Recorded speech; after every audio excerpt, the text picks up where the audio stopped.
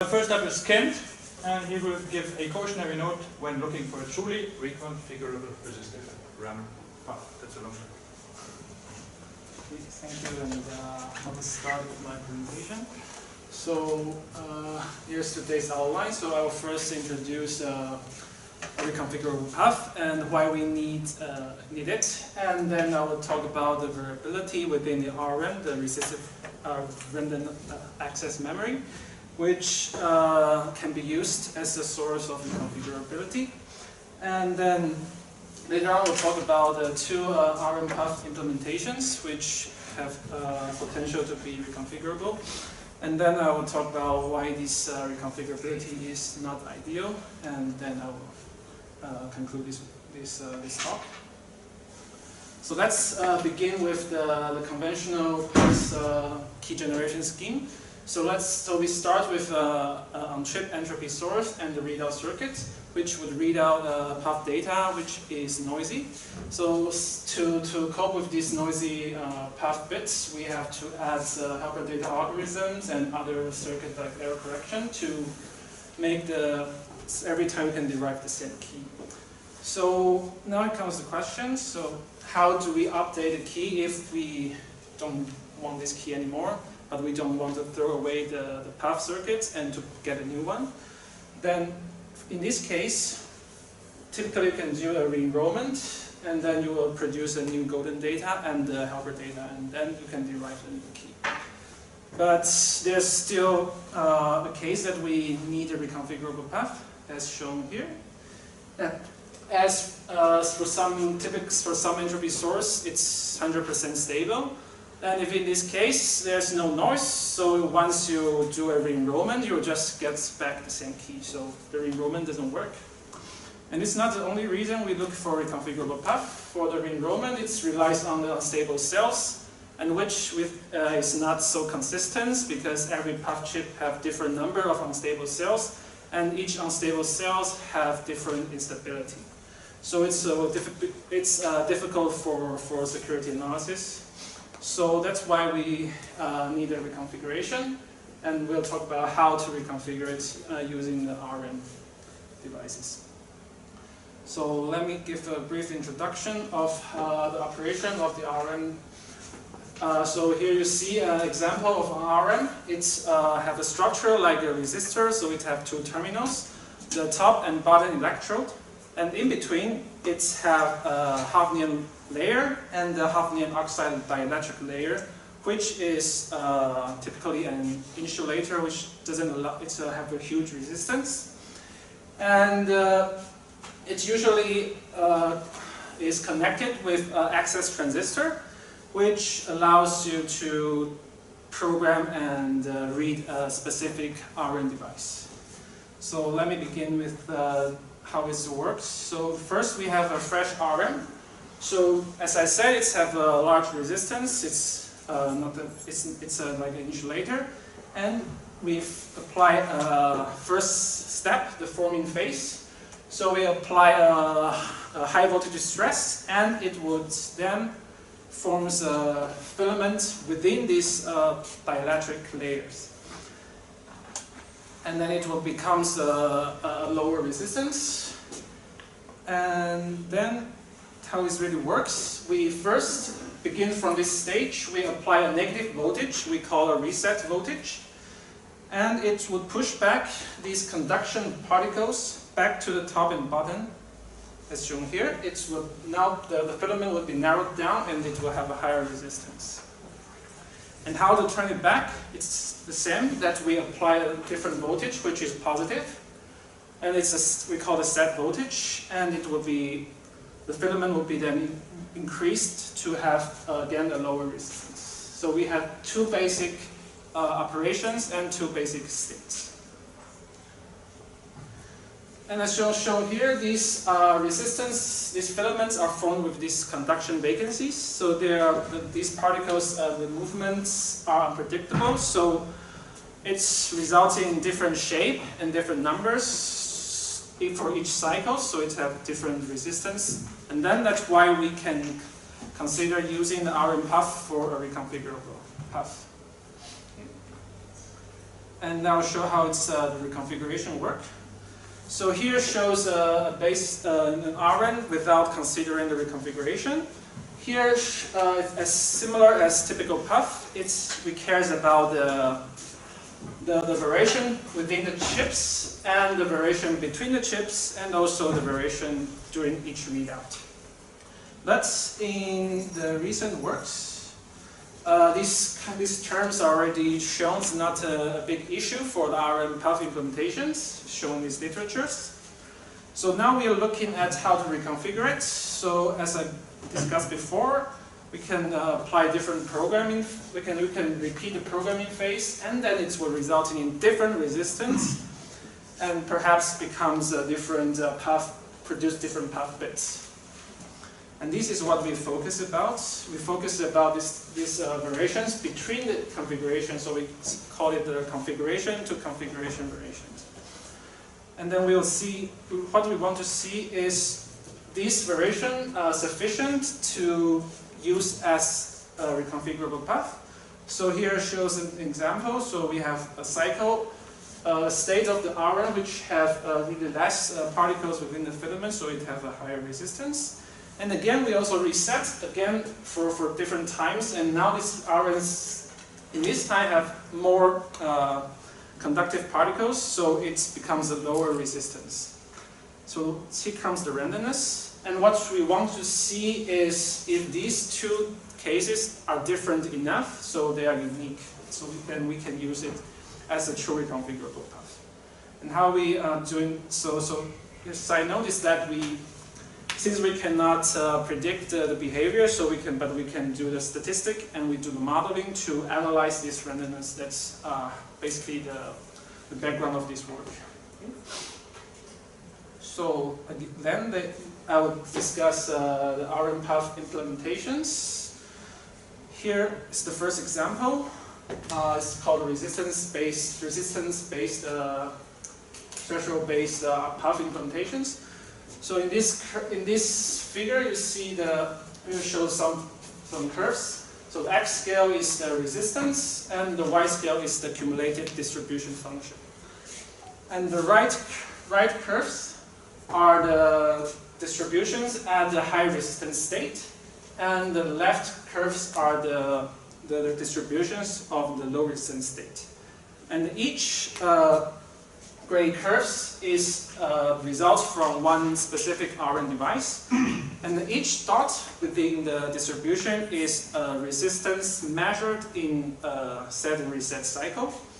So how this is really represented is, so if we start from the specific resistance at HRS, and then we apply a set pulse, the resistance will be moved to one specific point in the left distribution, and and vice versa. Okay.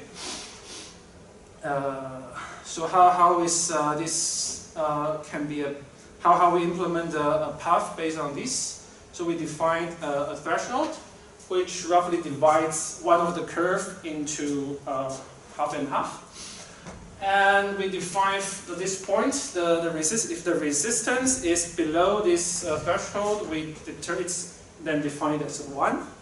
And if the resistance is higher than this value, it's defined as 0. So as you see, for two different RRAMs, we apply the same reset pulse. It will result in different resistance. Then we have a different 1 and 0.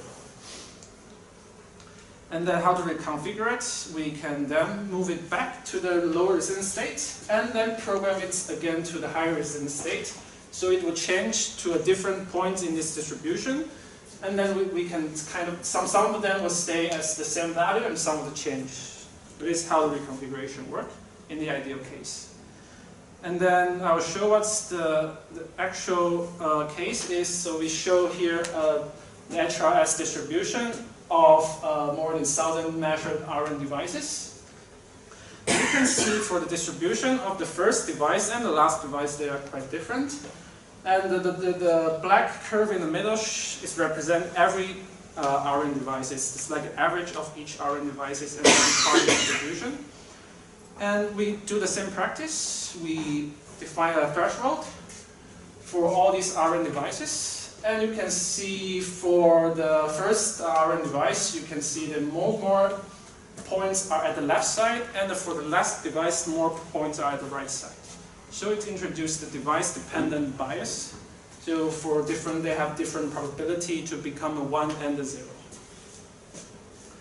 And then we want to see how it's really worked, why this happens in physics. So we simplified it into one parameters, which we call is the minimum number of vacancies within the RRAM. So no matter how you reset it, it will always have that minimum number.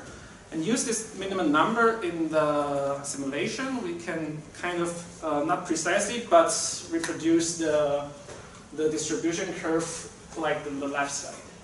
And then we can use this number for further analysis.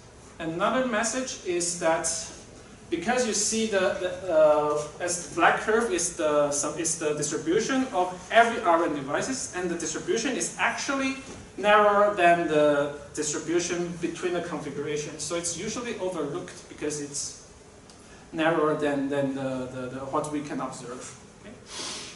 And then since we demonstrate this implementation would not work that well, and then we see another example. Here is another implementation with a different method.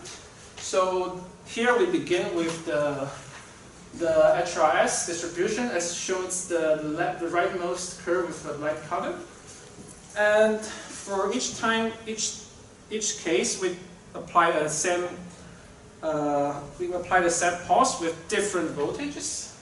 And as you see, if we apply the set pulse with a really low voltage, none of the device will be set to a low resistance state. And if we apply a higher voltage, it will be mostly set to a low resistance state. And then we can plot the probability at the right side. And how we can make a PUF out of it is we again define some threshold, but now we define the set voltage, which costs roughly 50% of switching probability. As illustrated here, starting from the same state, we apply the same half set pulse, and then some device would become a low resistance and some would stay at high resistance. And how to reconfigure it? Again, we move it back to the high resistance state and apply a half set pulse again, and it would result in different resistance states.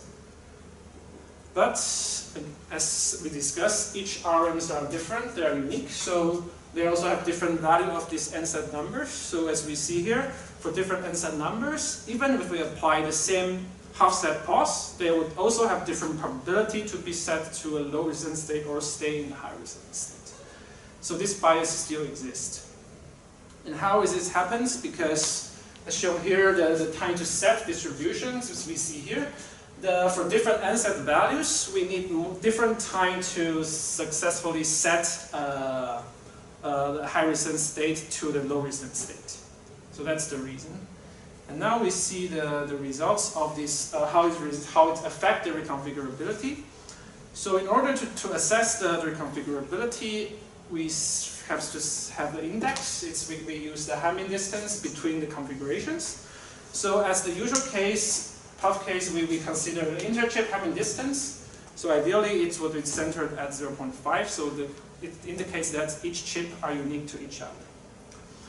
And for similar to this case, we consider the Hamming distance between the configurations, and the target would be as good as the interchip Hamming distance. Then it would imply that the uniqueness of each chip, each configuration is similar to as you replace a new chip.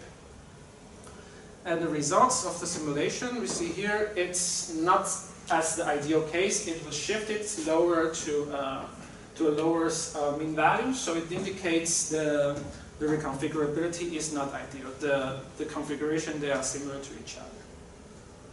So we also examine other cases. So there's some other implementations showed in the paper, but I'm not discussed it here. But they all shows the shifted Hamming distance. So for every implementations, they are not truly reconfigurable, and they also have different scale of different level of degradation.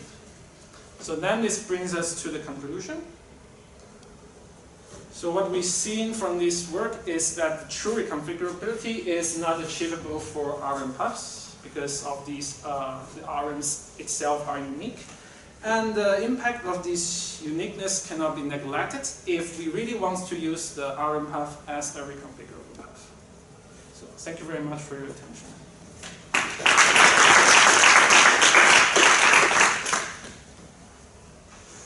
Questions? My time 15 minutes. There's 5 minutes for questions. Perfect. Or 5 minutes of odd silence. Odd silence it is. On your graphs you have on the vertical axis pro bit, what did that mean actually? Which one?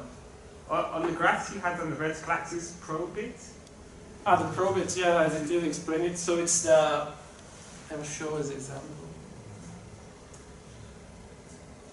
Yes, so the probit, it's plots, it's a scale for the cumulative distribution functions, and the number, like the -1, indicates the 1 sigma of the normal distribution. So it's represented that.